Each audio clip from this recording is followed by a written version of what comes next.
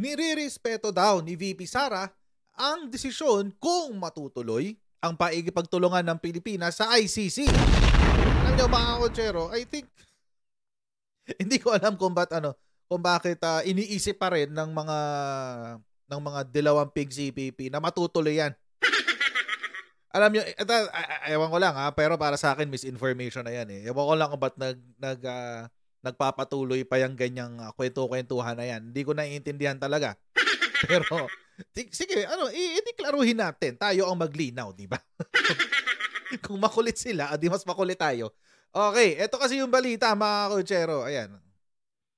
VP Sara respects decision to study the Philippines' return to the ICC.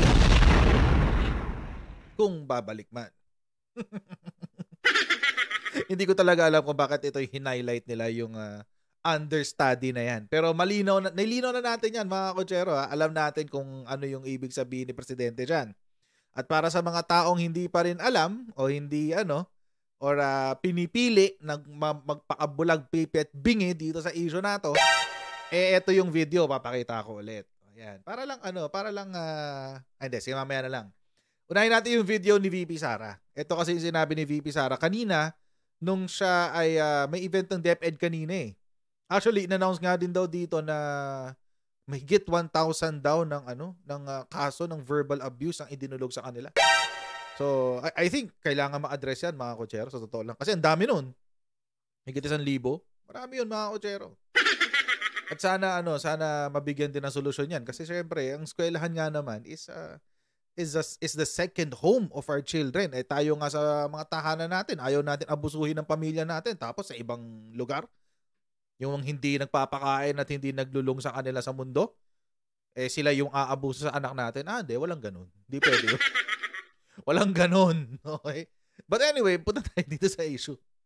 Sabi ni Presidente, ni Vice President, ni Vice Presidente Sara Duterte, ito yung sinabi niya kanina. We all should respect the position of the President being the chief architect of foreign policy. So, yun po lahat na dapat na posisyon natin lahat. Pero we will continue to reach out to the Department of Justice regarding our position on this matter. We will continue to reach out to the Department of Justice regarding our position on this matter. And we will lay down the legal basis of our position with the DOJ. Ayun. Yun. Pero bago natin ipagpatuloy ang kwentuhan tungkol sa topic na ito, mag-shoutout muna tayo sa mga kaibigan natin sa Sendwave. Kung kayo po ay nasa US, UK, Canada, Italy, France, Spain, Ireland, and Belgium, ay pwede na po kayo magpadala ng inyong mga remittances po sa Pilipinas nang wala pong remittance fees, lalong-lalo po ngayon magpapasko na. Gamit po ang Sendwave. Ang gagawin nyo lang ay i-download ang Sendwave app, gawa kayo ng account, ilagay nyo yung account details dyan at pwede kayo magpadala sa Pilipinas through GCash sa mga bangko, online banking lalo na, at sa mga iba't ibang bangko rin sa ating bansa. At kapag ginamit nyo po ang promo code na Coach Jared sa inyong unang padala, ay magkakaroon kayo ng karagdagang $20 free credit para ipadala rin sa inyong minamahal sa buhay. Kaya yun po mga kotsero, gamitin na po si Sendwave for all of your remittance needs. Involved na ang DOJ, guys. Siyempre kasi, pagdating sa usapin na ganyan, mangunguna ang DOJ. Siyempre, kung papayag ba sila, actually, kung papayag ang presidente, pangalawa kung may legal basis ba yun, ito nga kasi sinabi daw ni presidente. Hilig nyo sa fake news itong mga dalawang ping CPP, Marcos says Philippine return to ICC understudy. Hindi naman kinumpirma yan.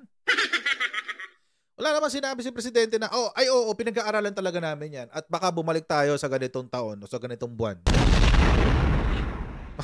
Sinasalsal lang yung issue, mga kotsero. Balikan kasi natin yung totoong sinabi. Ito kasi yung tunay na sinabi ni presidente. Ayan. Good morning. It is a very important day that we are here now in this actually cancer mahaba pa to that will go natin dito sa Hanapin natin sa medyo gitna bandang gitna. Baka meron tayong magawa from the government side para maging naman mas magaang ang financial cost sa pasyente.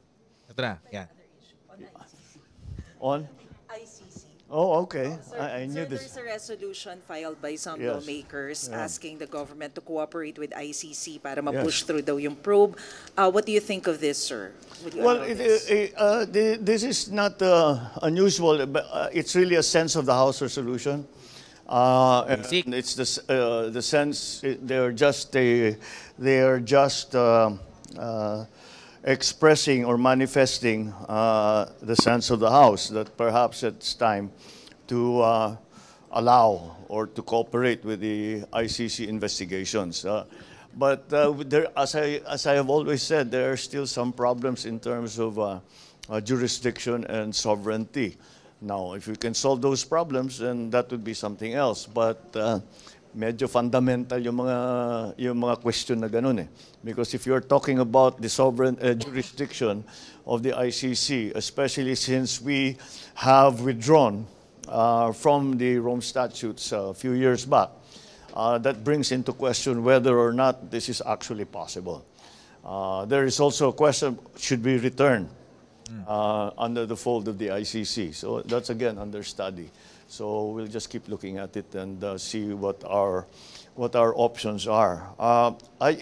Simple lang para sa akin, simple lang naman yung issue Ito yan. talaga yun eh. Hindi naman siguro tama na ang mga tigalabas, mga dayuhan, ang magsasabi sa atin kung sino iimbestigahan ng pulis natin, sinong aarestuhin ng pulis natin, sinong ikukulong ng pulis natin. Hindi naman siguro tama 'yon.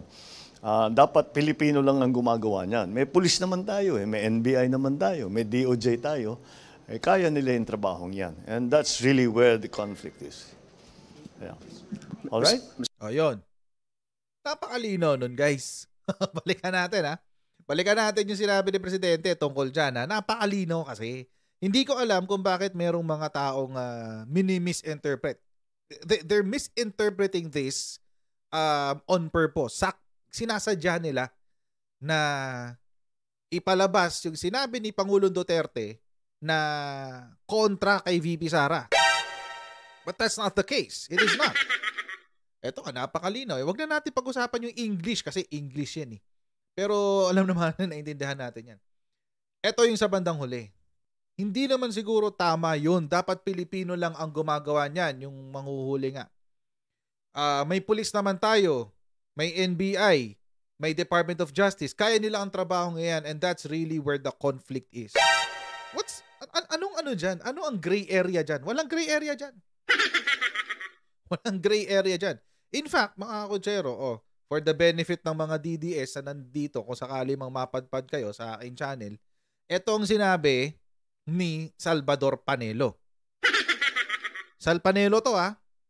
This person is as DDS as they come.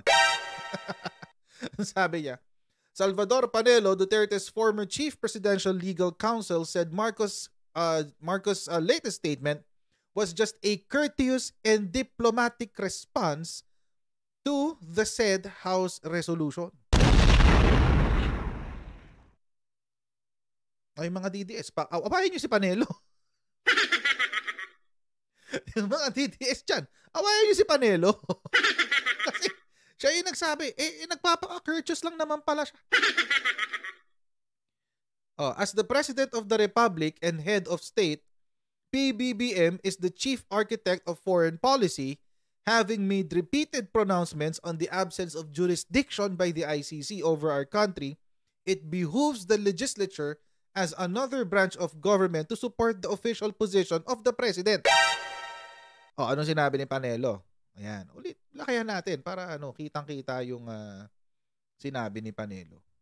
Bilang Pangulo daw ng Pilipinas, kailangan daw maging courteous and diplomatic si Presidente.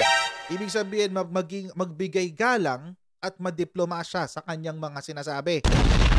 Hindi kayo sanay, no? Hindi kayo sanay, no? Malamang sa malamang. Bilang Pangulo daw at Head of State, ang Pangulo, si PBBM, ay ang pangunahing arkitekto ng ating foreign policy. At paulit-ulit na roon niyang sinabi, having made repeated pronouncements on the absence of jurisdiction of the ICC, sa paulit-ulit na sinabi na ng Presidente na walang jurisdiction ang ICC sa Pilipinas. Ang lehislatura ay dapat sumunod doon sa kanyang mga sinasabi. Lalo na at ibang branch of government, ibang departamento ito at kailangan suportahan ang opisyal na posisyon ng Pangulo. Sal Panelo to nagsabi, mga kotsero. Sal Panelo to ha. He is DDS as DDS can be. Pero siya naintindihan niya. Naintindihan niya yung sinabi. Ito pang dinagdag niya.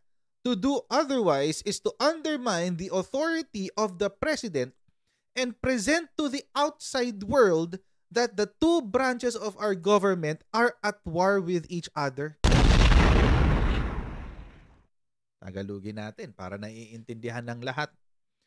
Kung aatakihin ng Pangulo ang Kongreso, ipapakita nito sa mundo. Si Panelo ang nagsabi nito at tinatagalog ko lang para maintindihan natin lahat. Kapag daw inaway ng Pangulo ang Kongreso, ipapakita daw natin sa buong mundo na ang dalawang departamento, malalaking departamento ng ating bansa ay nagbabangayan. So palagay nyo, anong mangyayari kaya kapag naipakita o nakita ng mundo sa Pilipinas ay nag-aaway ang executive at ang legislative? Tingin nyo ba papasok ang mga negosyante sa Pilipinas? Hindi na, magdadalawang isip na sila. Ang gulo-gulo dyan sa Pilipinas, Diyos ko na yung politika dyan. Yung presidente, inaaway yung Kongreso. Yung Kongreso, inaaway yung presidente.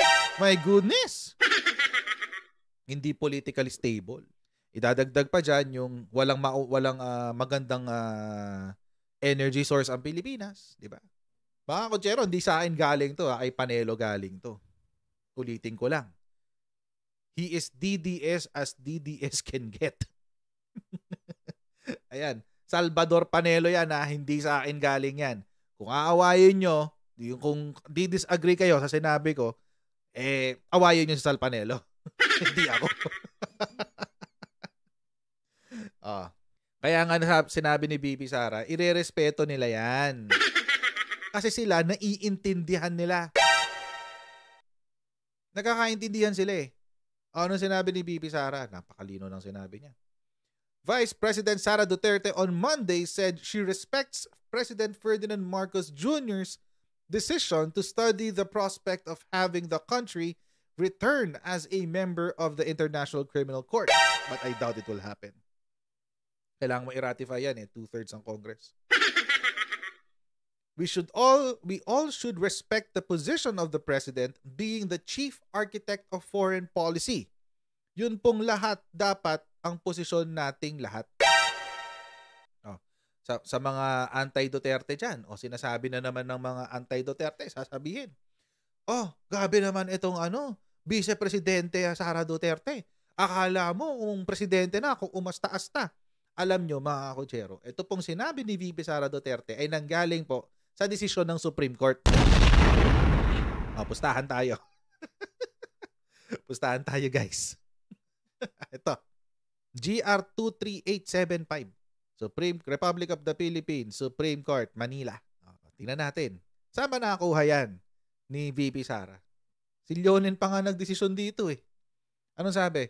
Treaties may effectively implement the constitutional imperative to protect human rights and consider social justice in all phases of development, but so can a statute. Sabi ni Leonin, yung mga treaties tulad ng Rome Statute, epektibo yan para magkaroon ng constitutional imperative. Na protektahan ng human rights at ang ating social justice. Pero pwede din ang ating sariling batas. Tulad ng Republic Act 9851. The Philippine Act on Crimes Against International Humanitarian Law, Genocide, and Other Crimes Against Humanity. Ito yung sinasabi ni Bibi Sara. Di ba? Sabi niya, we should all respect the position of the President being the chief architect of foreign policy. Ito yung sinabi ni Leonin. The President, as primary architect of our foreign policy and as head of state, is allowed by the Constitution to make preliminary determinations on what at any given moment might urgently be required in order that our foreign policy may manifest our national interest. Sa Tagalog, ang Pangulo bilang pangunahing arkitekto ng ating pakikipagrelasyon sa ibang bansa at pinuno ng Estado ay pinapayagan o ginagawaran ng kapangyarihan ng konstitusyon na alamin at gumawa ng mga pangunahin desisyon sa kung ano at sa kung anong panahon man makikinabang ang Pilipinas sa mga pakikipag-usap natin sa ibang bansa. Presidente lang daw yan. Presidente lang daw makakagawa. Kaya nga nakakatawa tong Kongreso. Are they trying to usurp the authority and the power vested upon the President? Gusto ba sa Tagalog, gusto ba ng Kongreso na kunin ang kapangyarihan na iginawad ng ating konstitusyon sa Pangulo lang? Ito bang ang ginawa ng Kongreso ay isang mekanismo para diktahan ang ating Pangulo sa kung ano ang dapat niyang gawin pagdating sa ating foreign policy? Ba, tumatawid na kayo sa ano natin, sa magkakaproblema kayo dyan. Magkakaproblema kayo dyan. Kasi mga kutsero, meron tayong tinatawag na separation of powers. At ang separation of powers na yan, ibig sabihin, ang tatlong departamento ng ating gobyerno, ang judiciary, ang executive, at ang legislative, ay may kanya-kanyang kapangyarihan at ang bawat isa ay hindi pwedeng makialam sa trabaho ng isa. Maliban na lamang kung pinapayagan ng konstitusyon ang mga interconnective ang mga trabaho na nag-o-overlap. Halimbawa, paggawa ng budget yan kasama yan dyan. Impeachment in certain situations. Merong ano yan, may tawag dito. Merong mga overlap dyan. But otherwise, sa ibang mga paraan, hindi pwede. Walang ganun. Kaya nga, paulit-ulit ang sinasabi, irespeto natin yung sinasabi ng ating Pangulo. Buti nga ngayon, meron tayong vice-presidente who is supportive of the president. Hindi katulad nung panahon ni Digong, yung vice-presidente at ang presidente ay nagbabakbakan. Buti na lang talaga. Mas maayos ngayon. O, eto pa. Di ba kanina binasa natin yung sinabi ni Panelo? O, ito naman. Si Bato de la Rosa. O, yan. O, Senator Bato to. DDS din to. He is DDS as DDS can be. Sabi niya. Senator Bato de la Rosa on President Ferdinand Marcos Jr.'s remarks that the Philippines return to ICC is quote-unquote understudy. Well, pinakinggan ko ng husto ang interview ni Pangulong Marcos. I was really very satisfied sa kanyang statement. Ano sabi? Weak president tapos si Bato de la Rosa, yung talagang mga yung lupon, yung grupo ng mga DDS happy sa kanyang statement. Tapos sabi ng ibang DDS weak president daw. Weak daw yung kanyang statement. Wala akong alang-alang, wala akong pagdududa sa kanyang desisyon. Very clear na sinasabi niya na wala siyang pakialam talaga dito. Hindi siya papayag na makialam at diktahan tayo ng ibang tao na tagalabas. Yung sinasabi niya na understudy, well, siguro merong nagpapasa, merong nag-i-insist, mayroong nagtutulak. So alangan naman sabihin niyang hindi pag-aralan para paganahan din yung mga nagtutulak. Eh, sabi ni Senator Bato, I was really very satisfied sa kanyang statement. Oh, hindi nanggaling sa akin yan. Oh, kay Senator Bato nanggaling yan. Oh, he's DDS as DDS can become. Senador nga siya na nanalo under the banner of the DDS. So mga kotsero, wag na natin intrigahin. Actually, ang umiintriga talaga dyan, karamihan, yung mga supporters ng yung mga DDS na Hindi ko alam kung bakit nila binabatikos yung statement. Ang weird talaga. Totoo lang. Kasi nga, ang lino-lino ng sinabi ng presidente eh. And it's very obvious, mga kotsero. It's very obvious na kung gusto mong palabasin ito in another light, talagang babaliin mo yung sinabi ni presidente. Ang sinasabi nila, syempre, may mga naririnig din naman akong balita. Ang sinasabi, tawag dito, sana hindi na niya sinabi na understudy. Yun. Nagpaliwanag naman si Panelo. Nagpaliwanag naman si Bato. Naintindihan naman nila. Nagsabi rin si VP Sara, irespeto natin yan. Naintindihan naman niya. Kahit hindi nyo masundan yung direksyon ng mga idol. Diba? Ba't yung sundin yun? Pwede naman. Pwede naman. It's just that, hindi ko alam kung merong mga ibang dyan. And yung mga loyalista naman, na ibang yung mga loyalistang iba rin mag-isip, sasabihin, yan na, DC, matakot na kayo, ganto-ganto, papapasokin ng ICC, ganyan-ganyan. Apat lang, ikaw lang yan si Digong, ganyan-ganyan. Tapos, sasabihin nila, sovereignty, pag-usapang West Philippine Sea, may soberenya kami dito. Ay, inutil. Diba? May mga nakikita akong comment sa sa page. Ganun yung comment nila, mga loyalist naman daw sila. Sabi, alam niyo talaga hindi na ako makafit. Hindi ako fit dun sa new breed ng loyalista. Hindi talaga, guys. Promise. Sorry. Siguro yung old school, yung loyalista nung Apolacay, yun, pasok ako dun. Pero yung loyalist na new breed, yung bago, di ko carry, guys. Sorry. Pero, di ba? Whatever works for you. As long as, ito yung sa akin, ulit-ulitin ko to talaga. Polisiya bago personalidad. Yan yung akin. It has always been my position. Tingnan natin yung policy. Pag okay yung polisiya, okay din yung tao. Most probably.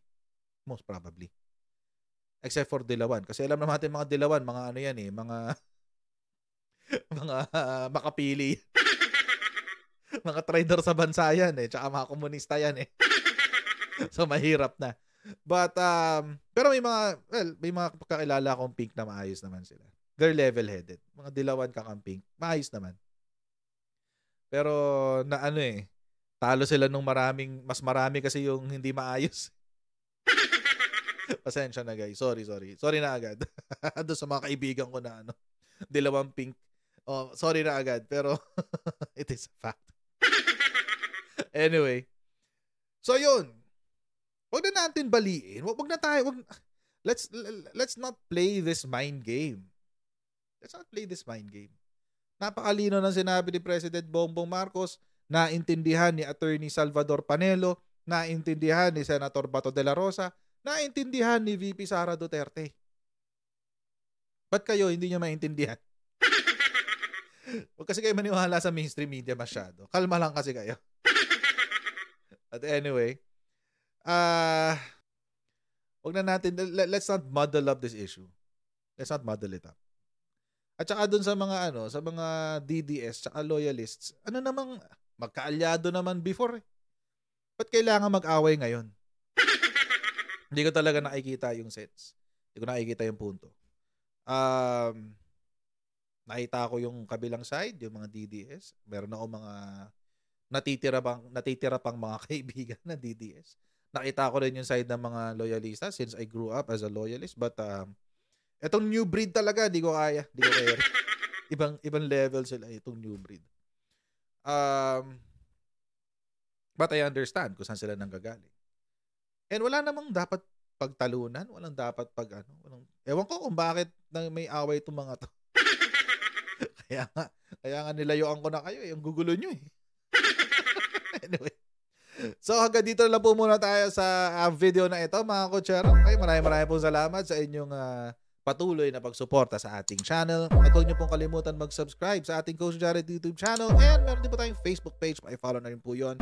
And I'll see all of you in our next Coach Jared Live. God bless and see you next time. Bye!